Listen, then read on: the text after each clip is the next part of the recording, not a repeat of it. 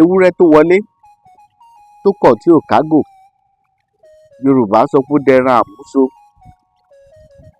Àgùntàn bọ̀lọ̀jọ̀ tó wọlé tí ò kágò, Yorùbá sọ pé ó dẹran àkànmọ́lẹ̀. Adìẹ tó wọlé tí ò kágò, ó dẹran inú kùkú.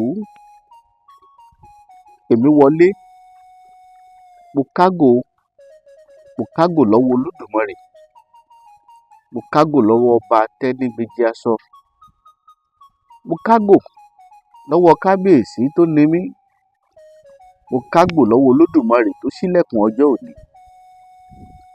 Mo kí gbogbo ajúnilọ pátápátá porongodo. Mo kí gbogbo èèkàn tí ń bẹ ńlẹ̀ yìí pátápátá. Mo kí gbogbo ọmọdé, mo kí àgbàlagbà, mo kóyún inú. Ẹ wò ó, mo kí gbogbo kinní tó doríkodò tí ò ro. Mo ṣèbà lọ́wọ́ gbogbo èyí tó doríkodò tí ó ṣẹ̀jẹ̀. Ìbọ̀sálá, mo ṣèbà lọ́wọ́ òṣèrèmọ̀gbò. Ẹjẹ́ ojú mi ṣe pátápátá porongodo. Iléeṣẹ́ Yoruba FM Ventures, èèkàn ni wá, òdú ni wá. Ẹ̀yin náà mọ̀ pa iṣẹ́ àìmọ̀ fólóko. Èyí tí mo tún mú wá yìí, mo fẹ́ ṣe ní pápápá. Mo kàn fẹ́ fi hàn ọmọ Nàìjíríà ni.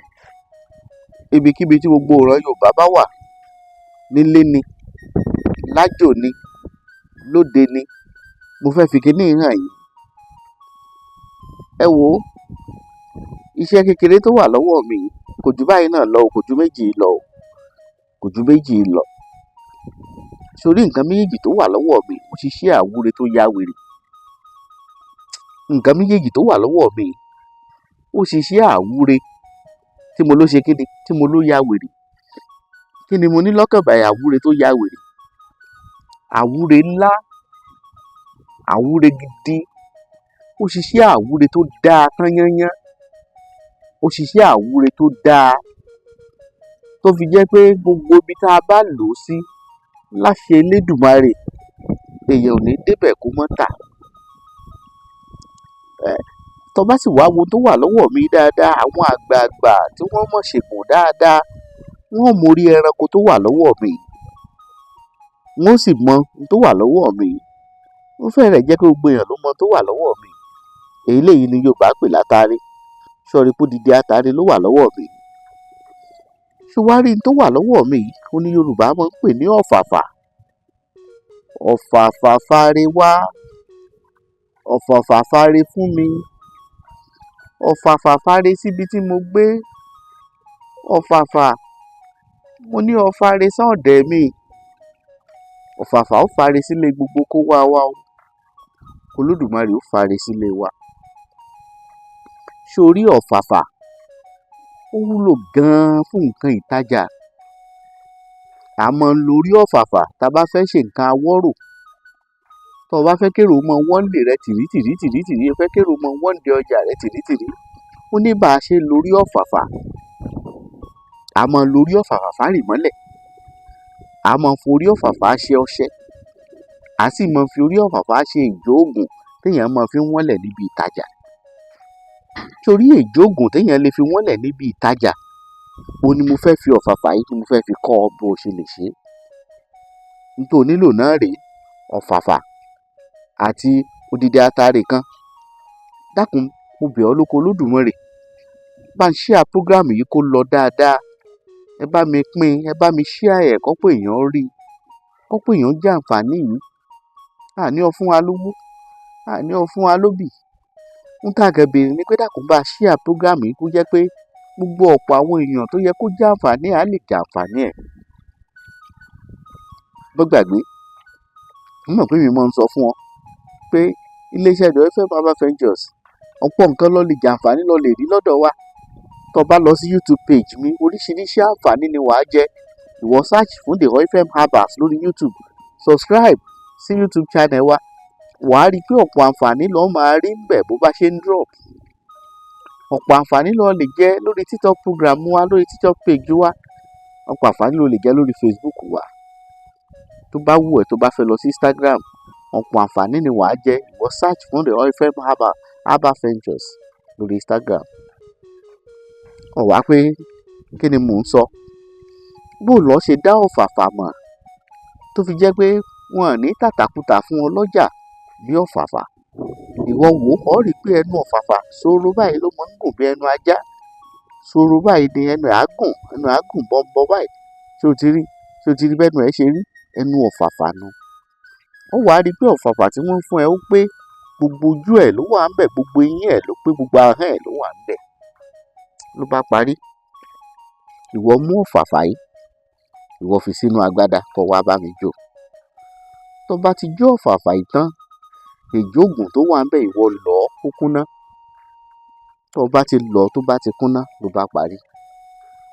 Ó wá lọ ṣúgà oníkóró. Irú eléyìí báyìí ká sọ pé mo jó eléyìí báyìí, mo lè lọ ṣúgà oníkóró ẹyọ kan tàbí ẹyọ mẹ́ta mọ́. Ìyẹn ṣúgà oníkóró St. Louis. Ìwọ lọ ẹyọ mẹ́ta péré, ìwọ lọ̀ ọ́ mọ́. Tó bá ti lọ̀ ọ́ mọ́ ló bá parí. Ìwọ máa bù sínú omi, máa bu ìjókòó yẹn díẹ̀díẹ̀ sínú omi kó o máa fi wọ́n ilé ìtajà rẹ̀. Wọ́n ní wọ́n kásìkì ibẹ̀ lọ́ní, wọ́n ṣe kinní kan ibẹ̀ lọ́ní. Ìwọ fomi ìwọ̀n kó wá fi ránṣẹ́ sí mi, fi ránṣẹ́ sí ilé-iṣẹ́ the ISHÉ Herbal Ventures nínú èpè inú àdúrà. Ó dá mi lójú pé ó ṣàdúrà tó dúpẹ́ ni. Ìwọ wá ní bàbá ní ká sọ pé ibi tó ti ń tajà ọ̀rọ̀ ọlọ́rọ̀ láti fi wọ́n lẹ̀. Ìwọ ṣe bẹ́ẹ̀ kó wá pò mọ́ṣẹ́. Tó bá ti ń lọ bí ọjà ìwọ mọ fọṣẹ ìwẹ̀ lọ bẹ̀. Ṣá ti rí pé ọ̀ ń débẹ̀, ọ̀ ń dúró síbẹ̀ kó mọ fọṣẹ ìwẹ̀. Ó rí pé ọ̀ tà láṣẹ Elédùmarè, ọ̀ ní tà kó tún mọ̀ mọ́tò fowó ọ̀hún ṣe. Ó fẹ́ pè mí, ó lè pè mí sí nọ́mbà yìí 090 65 63 61 84 090 65 63 61 84. Ìlú Ọ̀kínì ni mo wà lóṣogbo. Ó ń bọ̀ wá sí ilé-iṣẹ́ the ISHÉ Herbal Ventures látọjọ́ Monday sọ́jọ́ Sátidé la fi ń dálejò lò. Ọjọ́ kan ṣoṣo láàrin ọ̀sẹ̀ la kì í fi dálejò lò, ìyẹn lọ́jọ́ Sunday.